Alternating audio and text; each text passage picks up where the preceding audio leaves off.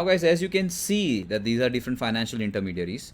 What I am going to do is I'm going to speak about clearinghouse, custodian, broker, and exchanges pretty much in synchronization, because they kind of interact a lot. And I'll just try to replicate, I'll just try to give you I'll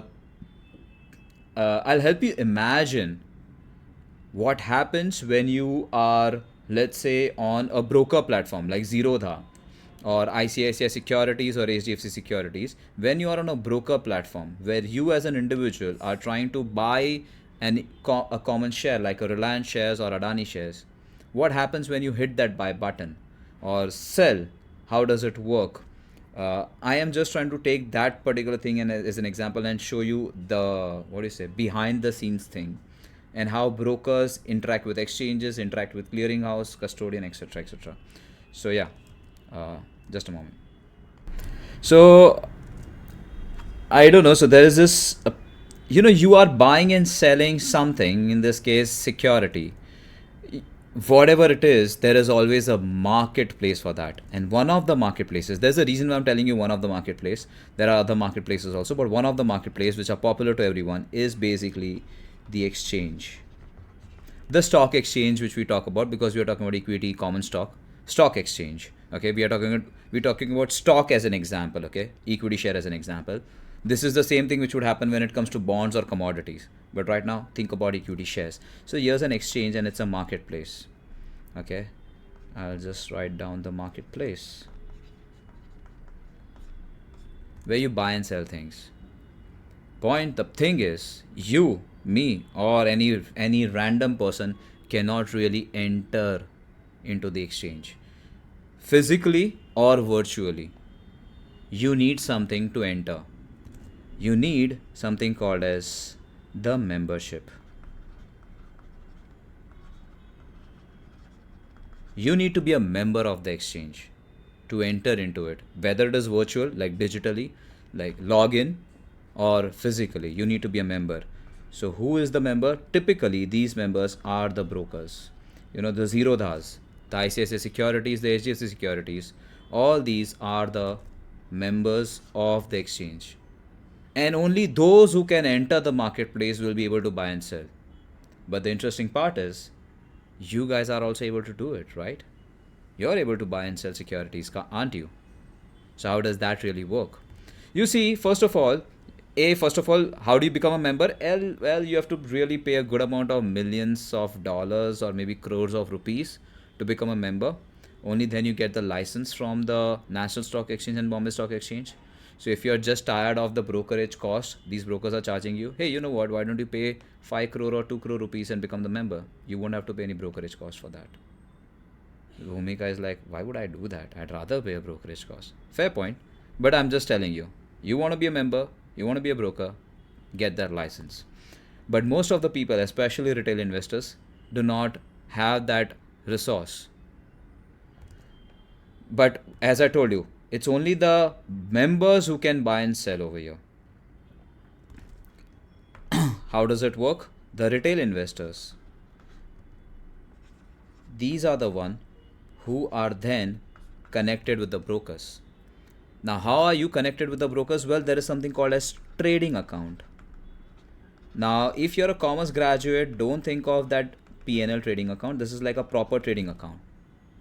First of all, you might want to know, like in savings account or a current account of a bank, what do you have in it?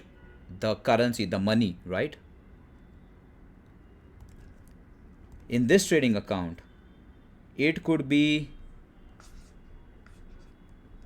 having, it would reflect two things. One is the rupee amount which you have, and also the shares in it.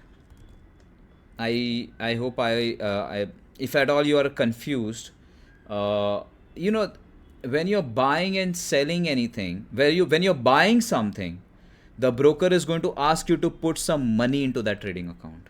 Okay, you need to have that money. I'll tell you why a little later. But when you're buying something, the broker is going to ask you to put the money, and when you're selling something, the broker is going to ask you to put the shares into that account. Okay. You know why? Why is the broker asking you to put the money before you buy? Because you need to understand the broker is the one who's representing you in the exchange market. In fact, tomorrow broker is buying on your behalf in the exchange market.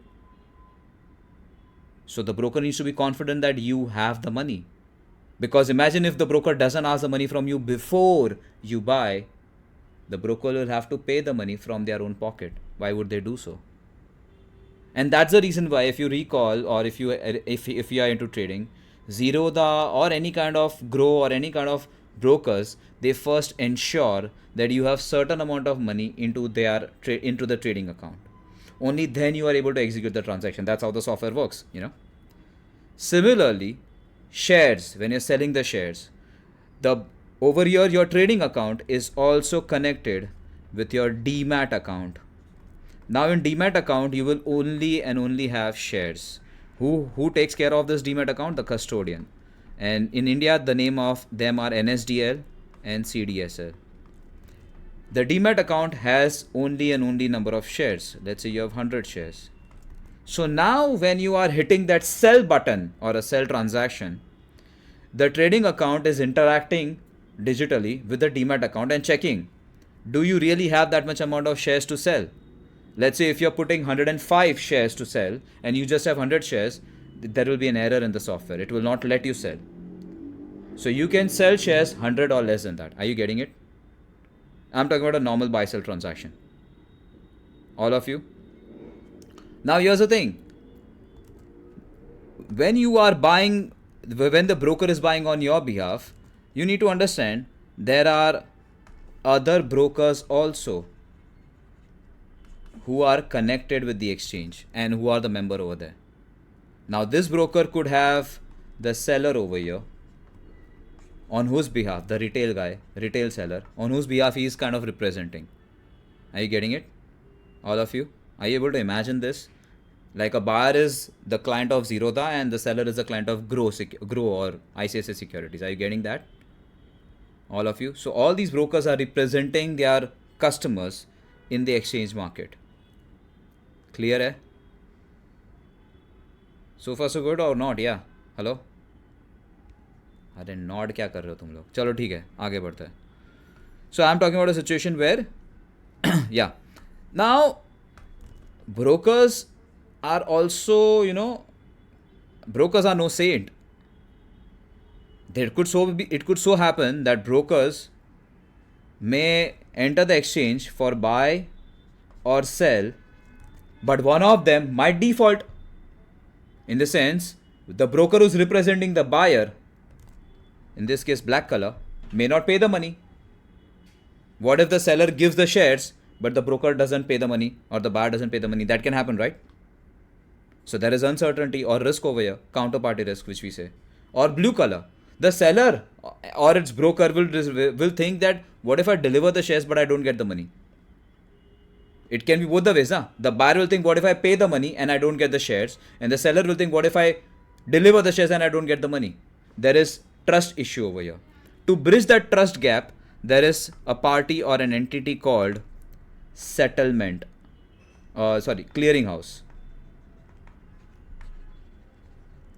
It is directly, indirectly owned by government, at least in India, I can say that for sure. So this is more like a clearinghouse is an entity or a party which is trustworthy for everyone. So now the buy and sell transaction, although it is happening in exchange, but it is the clearinghouse which is overseeing this. So clearinghouse is giving a guarantee to the buyer. You know what? You pay me the money, I guarantee that I will transfer the shares to you. And clearinghouse is also giving the guarantee to the seller. You know what? You transfer the shares to me, I will ensure that the money comes to you. And how does that surety happens? As I told you, you will have to put in the money into the broker's trading account. Only then you'll be able to buy. And you will have to have the shares into the trading account. Only then you'll be able to sell. Are you getting it? It is this mechanism which is ensuring that buyer and seller are eventually fulfilling their part of the obligation. Are you getting this, all of you?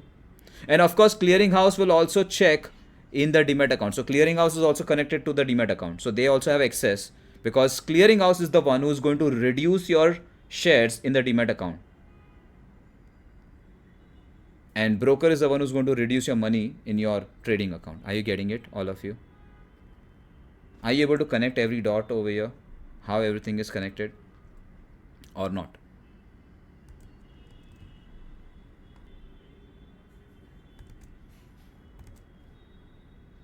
तो एक बारी हाँ. ये clearing house का फिर से role बताना। Clearing house is more like a middle party जो बायर और सेलर के ट्रस्ट के जो गैप है उसको फुलफिल कर रहा है. Buyer is wondering what if I make the payment and what if I don't get the shares, because buyer doesn't really know the seller, and seller is wondering what if I deliver the shares but I don't get the money. So then there is a common party or a reliable party over here, and clearinghouse is trying to fulfill that gap.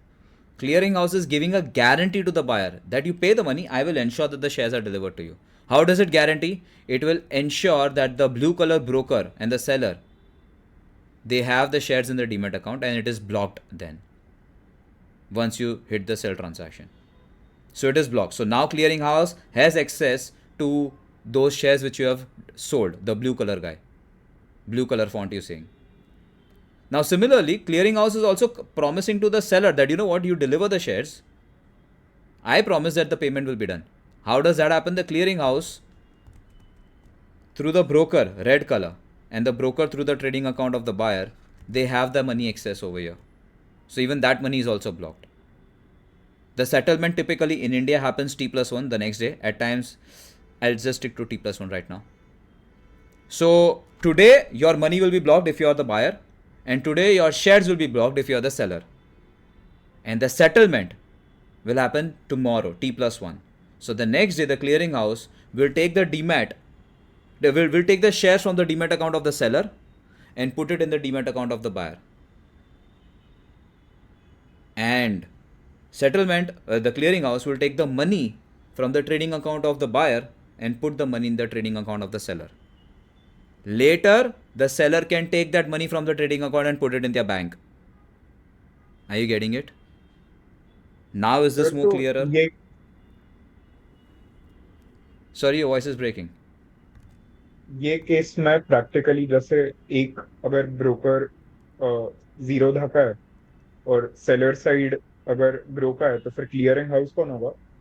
Clearinghouse, there is only one clearinghouse in India, Clearing Corporation of India Limited. It is indirectly owned by Government of India through different entities.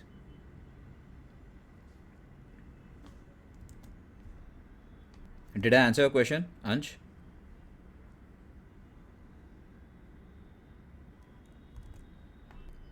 Yeah, sorry. Did I answer your question, Ansh?